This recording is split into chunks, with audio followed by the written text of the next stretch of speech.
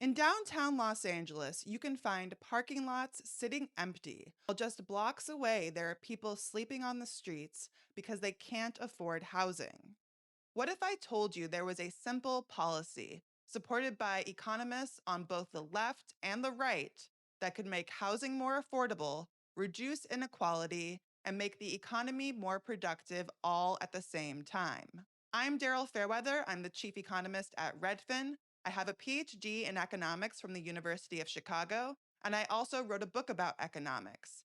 And today I'm going to tell you all about that policy fix, which is the land value tax. Land value tax is an idea that sounds complicated, but it's actually pretty simple. When a city becomes more desirable and more people want to move in, the land goes up in value. And the land goes up in value not because of who owns that land, but because the city became more attractive. Maybe the city added new jobs or improved its parks or invested in its public transit. That drew more people to the city and drove up the land values. But if you are the owner of a vacant lot in that city that is becoming more attractive, you don't pay as much in tax as those workers who actually worked hard to make that city better, or the investors who put their money on the line to make that city better. The vacant lot owner doesn't have to do anything, and yet their land goes up in value and they're not being taxed as much as the workers or the investors. But a land value tax can fix that.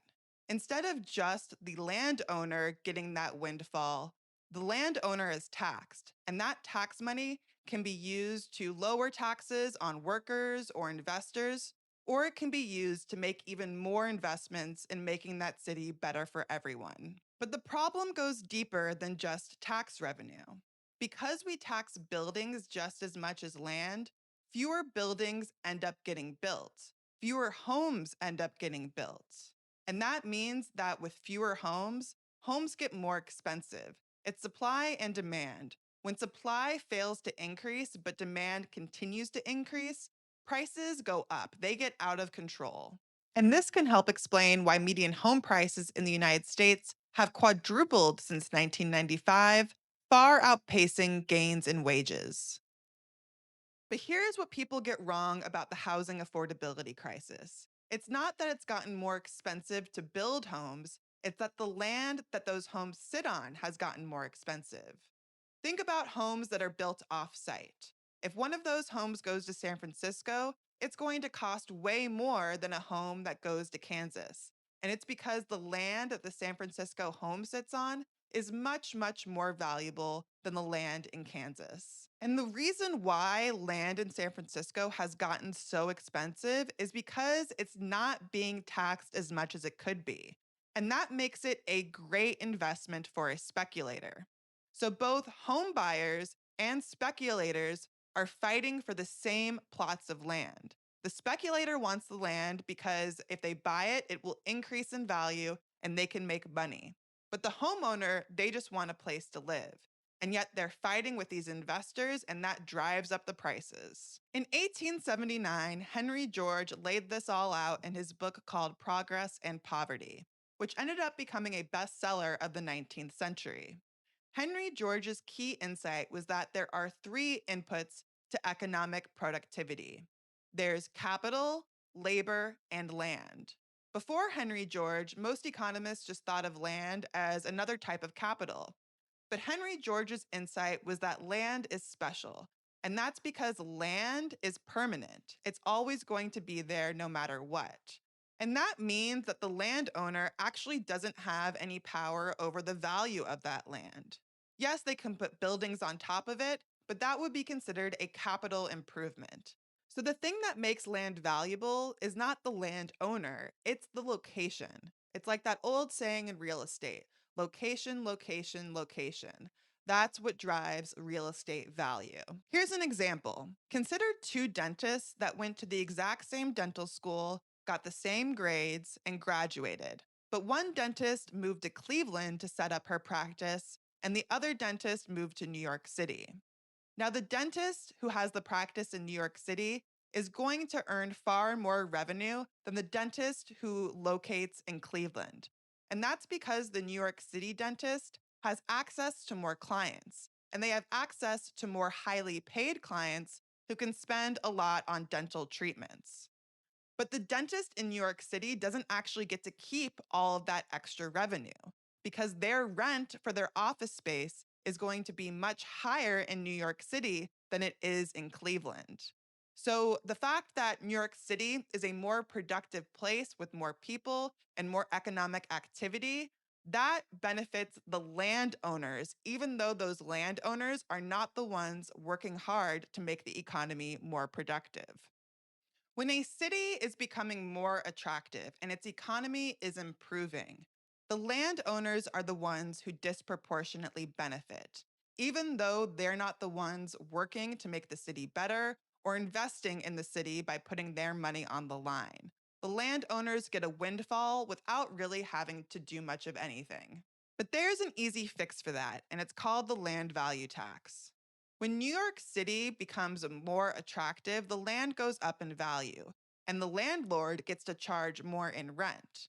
And under the current system, the landlord gets to keep all that rent for themselves. But with a land value tax, that value ends up going to the entire city. And the city could choose to use that money to improve New York City, or it could lower taxes on workers and investors that are actually contributing to making that city better. And the best part about a land value tax is that it doesn't distort the economy. It's why both Milton Friedman and Joseph Stiglitz called it the least bad tax. It's actually just the best tax. Back to what Henry George said, there are three inputs into the economy. There's capital, labor, and land. When you tax capital gains, people end up investing less money and the economy doesn't grow as much. When you tax labor through income taxes, people don't work as much because they're not able to take home as much of their hard-earned money. But when you tax land, nothing changes in the economy. That land is going to be there whether or not it's taxed. So its contribution to economic productivity is fixed. And this brings me to the economic concept called deadweight loss. Anytime you tax something, whether it's wages or it's investment, you get less of it. It distorts the economy by taxing it, and you get less economic productivity. But that's not true for land. Land is going to be there no matter what. So when you tax it, there is no distortion to the economy. It's like a cheat code, free money. Yes, the money is coming from those landlords, but you have to remember that those landlords didn't actually do anything to get that money in the first place. And this is why, if we were to shift the tax burden off of capital and off of labor and onto land, we would end up with a more productive economy.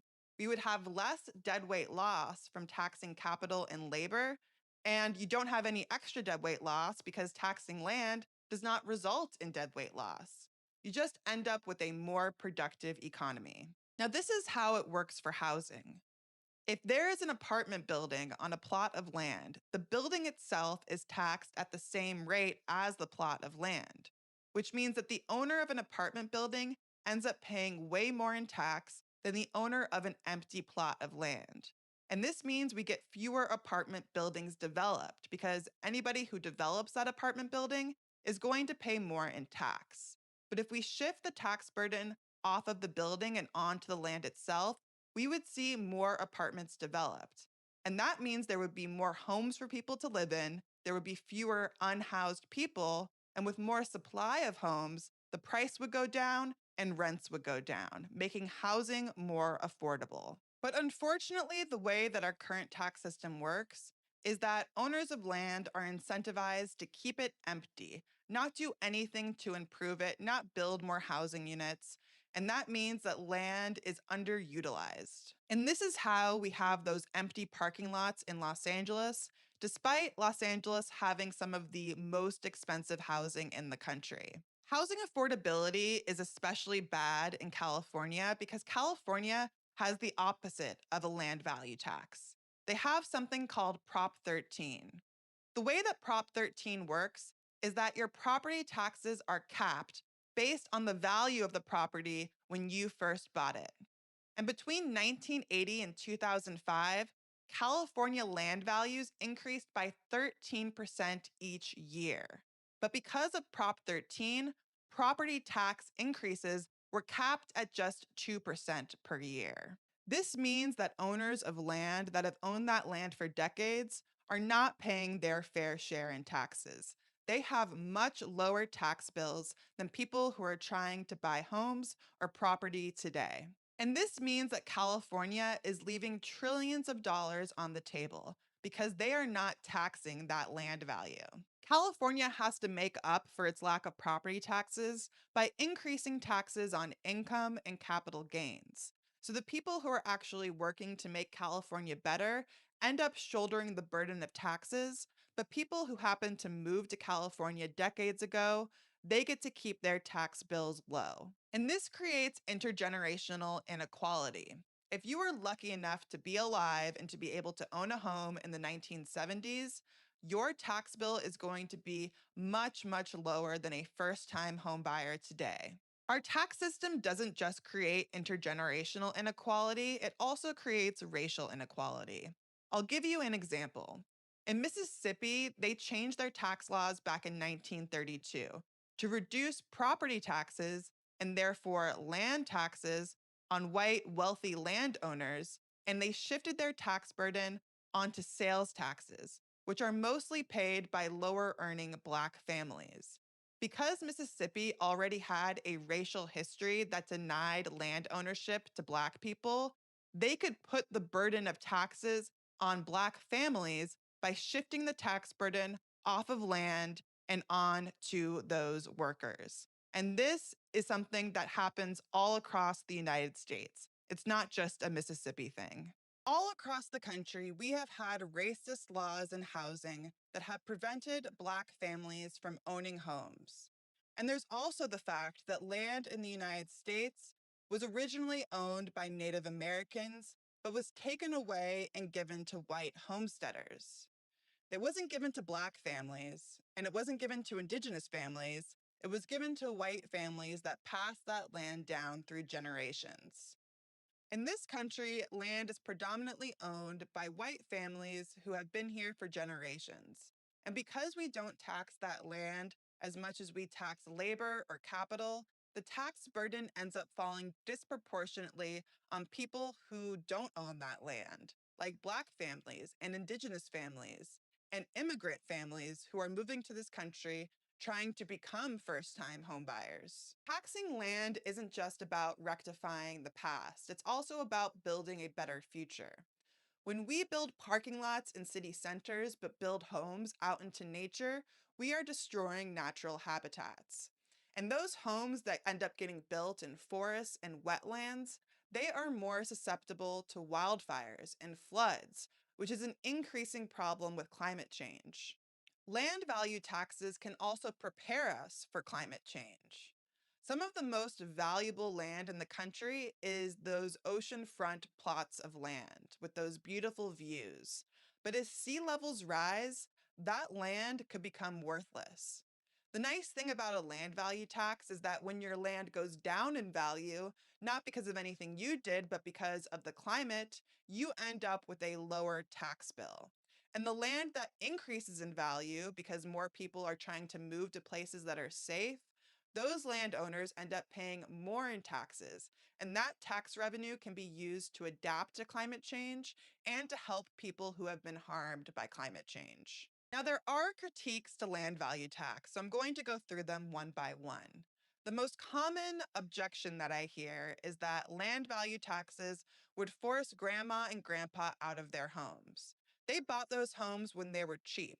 They didn't intend for them to go up in value, so it's not fair to tax them more. But the thing is that we already have systems in place to deal with this.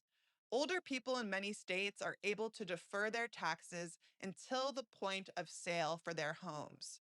So they're not going to get taxed more necessarily right away. They can keep living in their homes and save that tax bill for when they pass on or when they sell their home. And it's also worth pointing out that a land value tax would lead to more development of housing. We need more housing built so that seniors can afford their housing into their twilight years. Because it's not just senior homeowners that we should worry about. Senior renters are some of the most vulnerable people in our society, and we need to focus on keeping their rents affordable by making sure that there is an abundant supply of housing for them. The second critique I hear is that it's just not feasible to implement a land value tax because you can't actually measure the value of land separately from the buildings. But that's not true anymore. We have machine learning and modern geospatial data that can allow us to accurately predict land values. And our current system of predicting property values is far from perfect. They make errors all the time.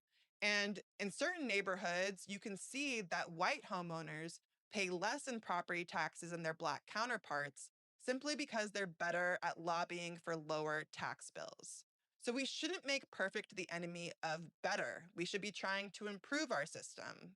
The third objection that I hear is that people are never going to vote for this. Why would homeowners raise their own taxes? But that all depends on how you structure a land value tax. Because land value taxes are efficient, for every dollar that you increase land value tax, you can reduce taxes in other categories by more than a dollar. You can reduce taxes on the property itself, which would benefit most homeowners, or you could decrease taxes on income or capital gains. So for different localities, you can structure it to make sure that most people are benefiting and most people, if they understand it, would want to vote for it. The only way that we are going to make land value tax happen is to change public opinion. And this is already happening. Land value tax was recently legalized in both Virginia and Kentucky. Now, those states opened the door for land value tax, but it's actually up to the cities in those states to implement them. So there's still a lot of work to do, but it's really encouraging to see this kind of progress. So before I go, I want you to do something. I want you to go on Redfin and look up your tax assessment for your home, or maybe for your parents' home. See how much the land is worth versus the property itself. And then I want you to go look up an empty plot of land in your neighborhood and see how much less that owner is paying in tax compared to you. If that doesn't radicalize you into supporting land value tax, I don't know what will. The next thing I want you to do is talk to one friend or family member about land value tax. Tell them what you learned in this video and see if you can show them that we could all be better off by shifting our tax burden onto land. I'm Daryl Fairweather, Redfin's chief economist. If you liked this video, please show it by leaving a like, a comment, share it with your friends, and also subscribe.